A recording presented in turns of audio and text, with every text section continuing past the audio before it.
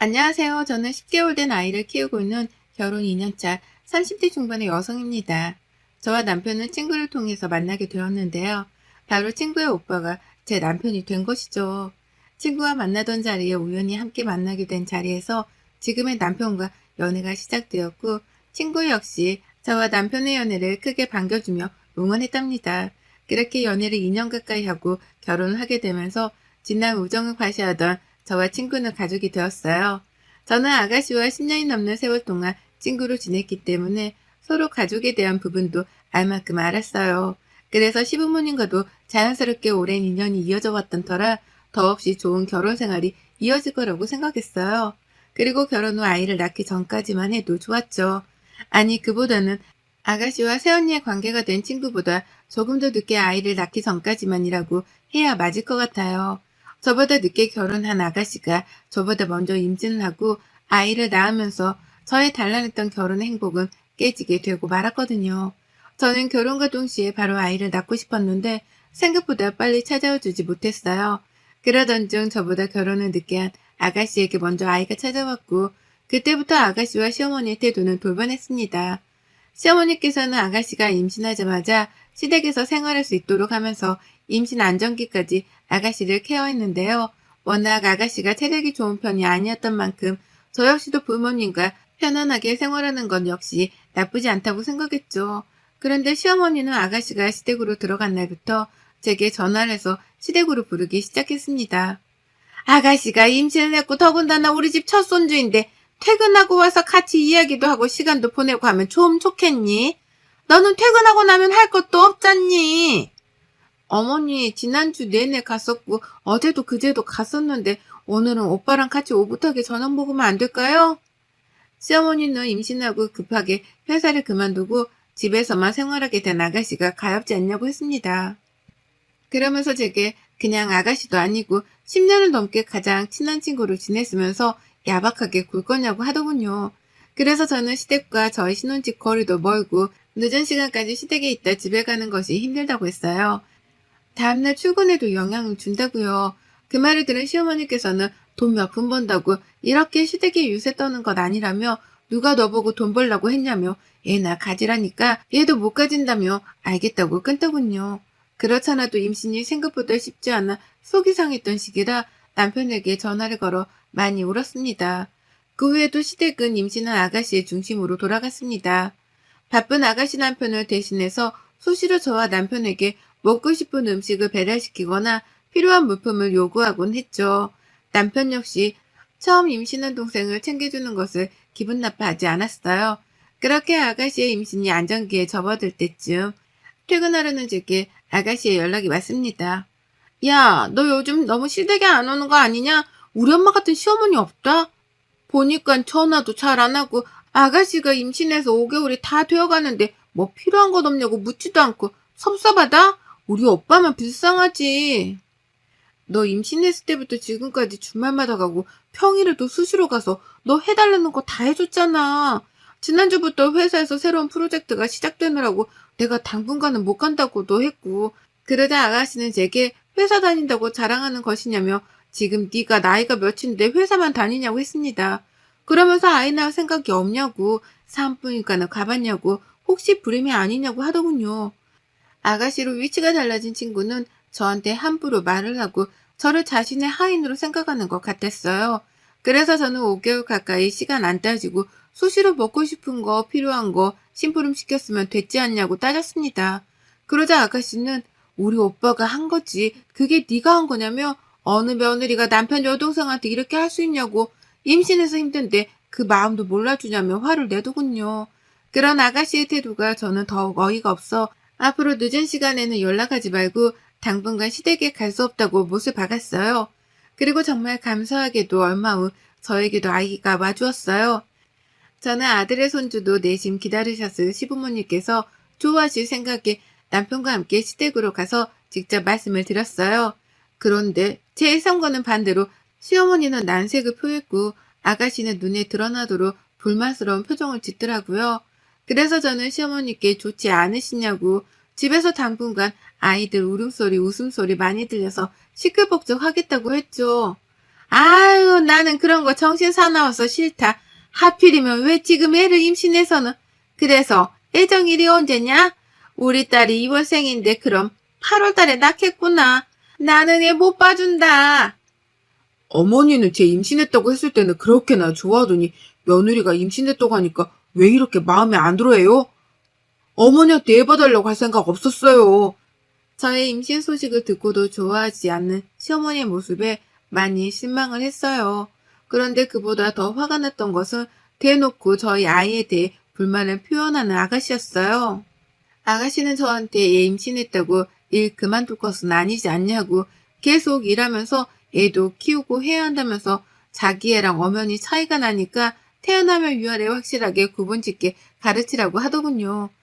그러면서 한참 더울 때에 낳게 됐다면 애가 태어나기 전부터 불효를 한다고 하는데 정말 화가 나더라고요. 그렇게 시댁에서 나온 뒤 저는 남편에게 솔직한 심정을 말하고 시댁 방문을 줄이겠다고 이야기를 했습니다. 남편은 저의 마음을 이해한다고 하면서 아이만 생각하라고 했죠. 그렇게 시댁과의 왕래를 줄이고 태교에 전념하던 중 아가씨의 분만 소식이 들려왔어요. 저와 남편은 산후조리원에 방문해서 아가씨에게 고생했다고 축하한다고 이야기를 했죠. 그런데 시어머니는 저를 보자마자 애가 태어나기 전부터 타고난 팔자나 기가 있는데 부모 사이를 갈라놓는 애가 있다며 우리 아이가 그런 것 같다고 했습니다. 그러면서 아이가 태어나지도 않았는데 기가 세서 어른들을 잡아먹으려고 한다며 큰일이라고 하더군요. 그리고는 제게 어떻게 몇 달을 얼굴 한번 비치지 않느냐고 화를 내시더군요. 그래서 저는 회사 다니면서 생활하느라 힘이 들었다고 이야기를 했어요. 아무리 힘이 들어도 아가씨가 막달이 다 되어가는데 전화를 해서 몸은 어떠냐? 애 낳는 것은 무섭지 않냐? 예의 바르게 했어야 하는 거 아니냐? 너는 너만 애를 가졌니? 너만 임신했어? 왜 이렇게 사사건건 치마 특별하다고 들어? 어머니 정말 서운해요. 제가 임신했다고 했을 때도 달가워하지 않으셨지만 참았어요. 그런데 이제는 뱃속에 있는 아이한테 팔자를 따지면서 막말을 하시다니요. 이렇게 차별을 하고 비교를 하시니 제가 가고 싶겠어요? 제가 소리를 치자 시어머니께서는 제게 손가락질을 하면서 누가 언제 임신하라고 했냐고, 눈치 없이 왜 지금 임신을 해서는 이 사나를 만들냐고 화를 내더군요. 그러면서 제게 재수없게 한 집안에 연달아 애를 만든 것도 모자라서 성격까지 버렸다고 했습니다. 그 말을 들은 남편은 시어머니께 왜 이렇게 변했냐며 왜 모든 것을 못마땅히 하냐고 묻더군요. 우리가 임신한 것이 어머니나 동생한테 잘못한 거냐고 화를 냈어요. 그래, 잘못했어. 오빠네 애가 우리 아이 운을 다 가져갔대. 그러게 왜 이렇게 애를 임신해도 기가 센 애를 임신해? 우리 아까 복까지 다 훔쳐가는 애를 가지냐고. 우리 시댁에서 지금 나보고 어떡할 거냐고 그래. 조카 덕분에 자식 복 다 뺏기게 생겼다고. 앞으로 어떡할 거냐고 그런다고. 왜 애를 가졌어? 왜? 하필이면 왜 같은 애? 차라리 유산이 됐으면 좋겠어. 그 애 안 태어났으면 좋겠다고. 유산이 되게 맨날 기도해. 남편은 아가씨의 말을 듣자마자 뺨을 때렸고 저는 아가씨의 말에 분노가 차올랐습니다. 그래서 알아듣게 말하라고 했습니다. 알고 보니 아가씨 시댁에서 자주 찾는 점집을 갔는데 한 집안에 같은 애의 아이를 낳게 됐다며 저희 아이가 아가씨 아이의 운을 다 가져간다고 했다더군요. 그때 당시만 해도 제가 임신하지 않는 상태라 점쟁이 말은 믿을 것이 못 된다며 시댁에서 안심을 시켰는데 제가 임신하게 되면서 태어나기 전부터 아이가 재질이 복이 없다고 매번 아가씨한테 말을 하곤 했다고 해요. 그 말을 들은 시어머니와 아가씨는 저희 아이가 아가씨 아이에게 걸림돌이 된다고 생각했답니다. 저는 시어머니와 아가씨에게 다시는 찾아오지 않겠다고 말을 하고 나왔습니다. 그 후 몇 차례 아가씨로부터 전화가 왔지만 받지 않고 그렇게 저도 곧 분만이 다가왔고 친정 부모님과 남편의 축복 속에 예쁜 아이를 품에 안게 되었습니다. 아이를 낳았지만 시댁에 따로 연락을 드리지 않았어요. 그래서 저는 친정엄마의 도움을 받아 산후조리를 하며 서툴지만 육아에 최선을 다하고 있었어요. 그러던 어느 날 시어머니와 아가씨가 저희 집으로 찾아왔습니다. 오랜만에 만났고 서로 앙금이 있는 상태였기 때문에 분위기는 냉랭했죠. 그런 와중에 저희 친정엄마는 시어머니께 오랫동안 찾아가지도 않았다며 저 대신 사과를 했어요. 시어머니는 친정엄마의 사과를 받는 둥 마는 둥 하시더니 고개를 돌려 저희 아이를 보더군요. 그리고서 한 시어머니의 첫마디는 얘가 놀고 닮아 저렇게 얼굴이 너프대하고 머리가 크냐며 앞으로 100일이 다 되도록 고개도 못 가누지 싶다고 하더군요. 저는 그 말을 듣자마자 오빠가 워낙 머리가 크다 보니 아빠 닮아 그런가 보다라고 했어요. 그러자 시어머니는 내가 낳을 때도 그렇고 지금도 그렇고 얼굴이 크단 얘기는 듣다 처음 듣는다며 남편 없을 때 남편은 이렇게 흉보냐고 하더군요. 그 말에 저 역시 지지 않고 아들이 아빠 닮았다는 것이 왜 흉이냐고 큰일 하는 사람들은 얼굴이 다 크지 않냐고 되물었죠. 그런 저와 시어머니를 본 아가씨는 앉아서 제대로 이야기는 하자고 하더군요. 아직 이름 안 지었지? 내가 첫 조카고 하니까 이름 지어왔어. 이 이름으로 해. 아가씨는 자기가 직접 장명소에 가서 이름을 지어왔다며 이름 3개가 쓰여진 종이를 주었습니다. 옆에 있던 시어머니는 이렇게 나이가 같아도 서로 마음 씀씀이가 다르다며 저한테 속이 좁고 꽁하다며 몇 번 볼멘 소리를 했다고 아들하고 연을 끊게 만든다며 말하고는 저를 흘겨보시더군요. 저는 갑작스러운 장명소 이름을 받아들고 기분이 이상했습니다.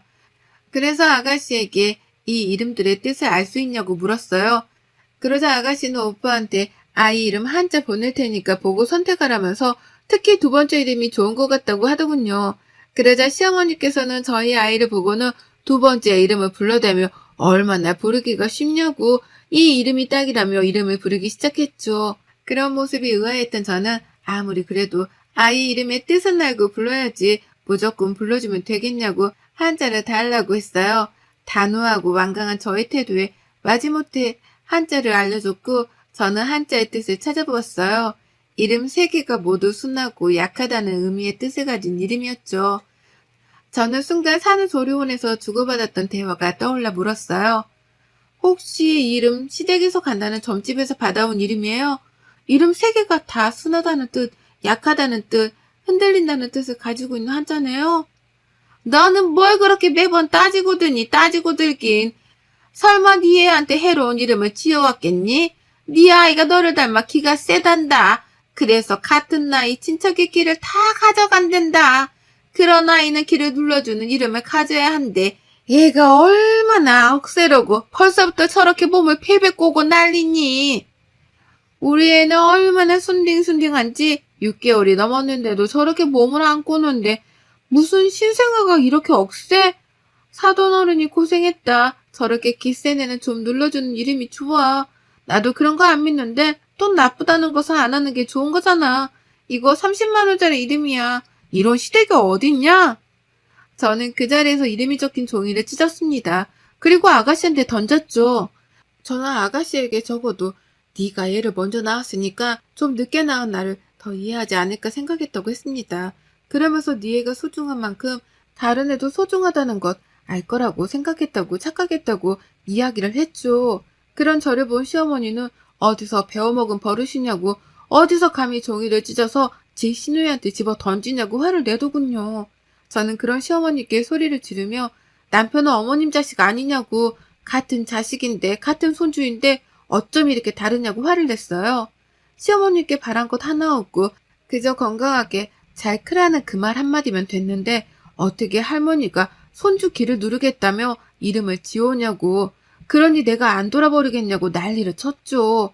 그러자 저희 친정엄마는 저를 말리면서 시어머니와 아가씨에게 그동안 다 알고 있어도 지혜롭게 잘 해결할 거라고 믿고 맡겼는데 정말 너무하신다고 했어요. 이제 갓 태어난 아기한테 귀를 눌러야 한다느니 그런 말도 안 되는 말을 하면서 이상한 이름을 지어와 놓고 그런 이름을 불러대는 것이 말이 되냐고 이제 그만 가시라고 했죠. 아가씨는 저한테 이름 이 셋 중에 하나로 반드시 지으라고 하더군요. 그러지 않으면 자기 애한테 갈복이 저희 아이한테 다 가게 된다고 그렇게 남의 인생 빼앗아서 네 애만 잘 됐으면 좋겠냐고 소리를 질렀어요. 저는 그 말을 듣고 세상에서 가장 큰 사람이 될 수 있는 이름으로 아주 멋들어지게 지어서 부를 거라고 했습니다. 한바탕 소동이 일어난 뒤 저는 완전하게 시댁과 인연을 끊기로 마음을 먹었어요. 저희 아이를 눈에 가시로 보고 아이에 대하여 사사건건 시비를 거는 가족들 앞에서 아이를 키우고 싶지 않았어요. 엄마인 제가 아이를 더욱 단단하게 지켜야겠다고 다짐을 했죠. 그리고 남편 역시 시어머니의 아가씨 행동에 분노를 했고 시댁이 절대 아이를 데리고 가지 않겠다고 이야기를 했어요. 그렇게 시간이 지나면서 저와 아이에게 시댁에서는 더욱 악독한 짓을 할 거라고는 저로서는 상상조차 못했죠. 어느덧 아이를 키운 지 1년이 다 되어갔고 돌잔치가 코앞으로 다가왔을 때였어요. 저희 부모님으로부터 자신의 아이가 축하받지 못한 남편의 마음을 오죽할까 싶어 저는 돌잔치 역시 간소하게 하기로 했어요. 시댁 가족들 없이 돌잔치를 하는 만큼 친정 부모님과 친한 지인들만 부르고 가볍게 식사하는 자리로 대체하기로 했어요. 돌잔치날 아이 사진을 찍어주고 와주신 손님들을 응대하고 있는데 멀리서 시어머니와 아가씨의 모습이 보였어요. 저는 순간 너무 당황했고 어떻게 알고 오셨냐고 물었죠. 그러자 아가씨는 친구들한테 돌잔치 한다는 이야기를 들었다며 어떻게 돌잔치를 하는데 부모님을 초대하지 않느냐고 하더군요. 태어나서 제대로 본 적 없던 저희 아이는 시어머니와 아가씨를 낯설어 했어요. 그런 아이를 보고 시어머니께서 누구 닮아 저렇게 낯을 가리고 성깔이 있냐며 저 고집이 센 것이 이름을 그때 제대로 지어주지 않아서라며 얼굴에 욕심이 그득그득 하다고 하더군요. 저는 단호하게 그런 소리를 하실 거면 돌아가시라고 저희 아이 못마땅해 하셔서 초대도 안 한 거라고 이야기를 했어요. 그러자 아가씨는 오래 앉아있을 생각 없다면서 저한테 쇼핑백을 건네주더군요. 아가씨 돌잔치 때에도 저희 부부 역시 가지 않았기에 받지 않겠다고 이야기를 했어요. 그러자 아가씨는 웃으면서 비싼 거 아니라면서 자기 아이도 쓰는 베개인데 정말 푹신하고 좋아서 하나 사봤다고 했어요. 그러면서 사진으로 보니 아이 뒤통수가 눌린 것 같아서 베개를 잘못 쓰는 것 같다는 생각을 했다고요. 저는 쇼핑백에서 베개를 꺼내보았어요. 그리고 고맙다고 말한 뒤 베개를 다시 넣는 순간 베개 안쪽에서 뭔가 딱딱한 것이 느껴졌어요. 베개 다른 쪽 부분은 모두 부드럽고 푹신한데 한쪽만 유난히 딱딱한 뭔가 만져지더군요. 그래서 저는 아가씨에게 베개가 잘못 만들어진 것 같다고 딱딱한 부분이 있다고 교환을 해야 할 것 같다고 이야기를 했어요. 그러자 아가씨는 원래 그런 부분이 있다며 대충 얼버무리더군요. 그 모습이 이상해서 저는 가위를 가지고 아가씨와 시어머니 앞에서 베개를 잘랐습니다. 아니 이런 싸가지 없는 것을 봤나? 선물을 왜 잘라? 이 독한 것 같으니 나쁜 것. 잘라버린 베개 사이에서는 넓적한 돌이 보였습니다. 그리고 그 돌에는 이상한 모양이 그려져 있었죠. 저는 이게 뭐냐고 물었어요. 그러자 아가씨는 저한테 2년만 이 돌을 아이가 쓰는 베개 안에 넣어두고 늘 베고 잘 수 있게 하라고 했습니다. 그러면 저희 아이의 기가 눌리고 자신의 아이복을 못 뺏어간다고요. 원래 이름으로 눌러주는 것이 가장 좋은데 이름은 싫다고 하지 않았냐고요. 그러면서 아이 돌되기 전부터 베고 잤어야 했는데 이미 돌이 다 되어가니까 2년 동안은 베고 있어야 한다고요. 저는 그 말에 기가 막히더군요. 이렇게 딱딱한 돌을 베고 자라고? 야, 네 애한테 베고 자라고 해. 그리고 이런 이상한 그림까지 그려놓은 돌을 몰래 집어넣고 선물이라고? 선물? 이게 선물이야? 차라리 저주를 해. 네 애만 소중해? 너 그렇게 네 애가 자신이 없어? 그래서 이런 짓까지 해? 내가 나만 좋자고 그래? 네 애가 너랑 오빠 사이도 갈라놓는다고. 너랑 우리 엄마 사이 얼마나 좋았냐? 그런데 이것 봐. 네 애 생기고 나서 이렇게 됐잖아. 네 애가 기가 세서 그런다고. 그래서 내가 도와준다는데도 이 난리야? 그러게 얘를 임신할 거면 제대로 임신하고 낳던가. 하필 이런 애를 낳아가지고 나도 힘들고 엄마도 힘들게 만들어. 저는 그 말을 두고 도저히 참을 수가 없었습니다. 그래서 바닥에 떨어진 돌을 집어들고 식당 밖으로 나갔어요. 주차장에 주차되어 있는 아가씨의 차에 돌을 집어 던졌습니다. 차에서 시끄럽게 공보음이 울렸고 저는 멈추지 않고 돌을 집어들어 다시 차에 몇 번이고 집어 던졌습니다. 그런 저를 본 아가씨와 어머니는 욕설을 했고 저는 그 돌을 바라보고 말했습니다. 그렇게 이 돌이 좋으면 이 돌로 맞은 차 가지고 조용히 꺼지라고 했어요. 2번 다시는 우리 앞에 나타나지 말라고요. 그렇게 돌을 집어던지며 차를 망가뜨리는 동안 남편은 아가씨와 시어머니를 붙잡고 제가 마음껏 울분을 쏟아내도록 했죠. 남편은 아가씨와 시어머니께 누구보다 소중한 우리 아이한테 저주 같은 말을 쏟아내는 가족은 필요 없다고 연락하지 말라고 했습니다. 그 후 저는 미친 듯이 소리 지르며 아가씨의 차를 망가뜨린 뒤에야 정신이 차려졌습니다. 제가 모든 행동을 멈추자 그제서야 아가씨와 시어머니는 그 망가진 차 쪽으로 왔고 저는 그 두 사람에게 보험 처리하고 싶으면 하라고 말한 뒤 식당으로 들어갔습니다. 그 후 저희 가족은 시댁과 인연을 끊었습니다. 누구보다 소중한 우리 아이의 팔자를 탓하고 길을 탓하며 아이에게 좋지 않은 말들을 쏟아낸 가족들은 필요 없기 때문이에요. 그 누구보다 사랑하는 아이를 지키기 위해 행동을 했고 결단을 내렸고 지금은 우리 세 식구 행복하게 살아가고 있습니다. 여러분의 생각은 댓글로 남겨주세요. 오늘도 시청해 주셔서 정말 감사합니다.